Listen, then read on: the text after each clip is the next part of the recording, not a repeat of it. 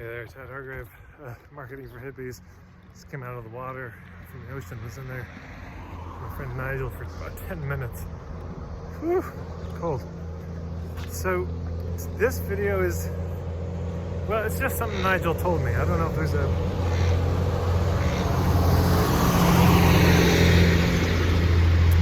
there's an easy to summarize topic on this one.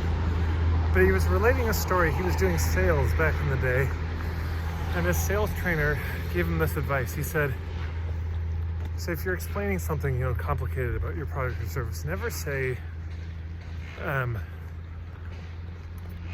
do you understand? Always say, how am I doing at explaining this? How am I doing? I love that as a frame. I think that's so much more courteous, because if you say, do you understand it, it assumes and presumes that you are explaining it well enough for it to be understood, rather than assuming maybe I'm not. This appears in sales so much, the assumptiveness. Restaurants assuming their food is good. Hey, how do you like the food? Amazing, isn't it? Versus, hey, how's the food? A little handshake indicating I'm not completely convinced that my food is the greatest thing ever.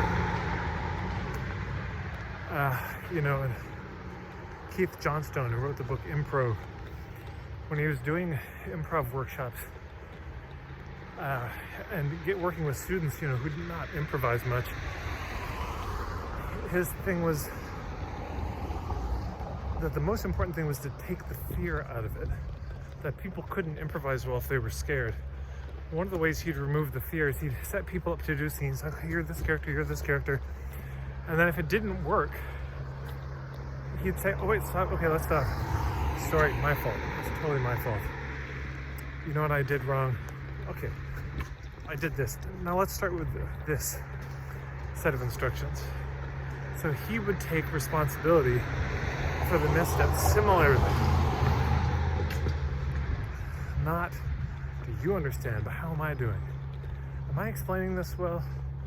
It takes the pressure off them, or the burden or the expectation, and it makes it our responsibility to be clear. And it is, mark my words, our responsibility to be clear, not their responsibility to fight through our fuzziness to understand us.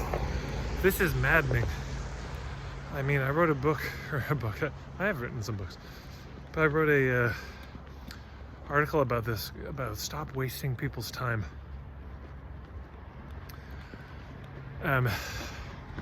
Sometimes you have a conversation with somebody and you don't know why you're having that conversation. You're reading a book, and after a while you think, what the hell is the point of this book? Even a story.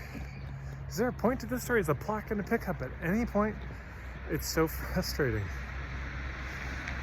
Yeah, it's a sales letter should not bore people. A sales letter should not confuse people. People should not have to fight through the fuzziness to understand. Sometimes people write their sales copy in such a nebulous way. It's so confusing. And that's a lot to ask of somebody. It's a lot to ask of somebody to translate from, it'd be like translating from another language. How about just write in their language? Why do English speakers travel the world insisting that everyone in the world speak English? No, how about you speak the local language? So a similar thing, Don't speak jargon from your industry. Don't, and insist that they understand your language, your words. Of course, there's lots of jargon in all of our industries. There's lots of industry speak. I've got it, you've got it. But instead of insisting and then saying, do you understand? Hey, how am I doing? Is this clear? How am I doing? Anyways, I hope I'm doing well with these videos. I hope I'm doing right by your time and not wasting your time. I hope I'm being clear in the way I'm communicating all this stuff. I try. Yeah, thank you everyone who subscribed. Again, always grateful. If you're not sure how to subscribe, it's the subscribe button below the YouTube video and then the bell icon, and you can select if you want to see all the videos or some or that. And then marketingforhippies.com is my website. Send out emails from time to time. I'm on Facebook. I think that's it. Thanks everyone.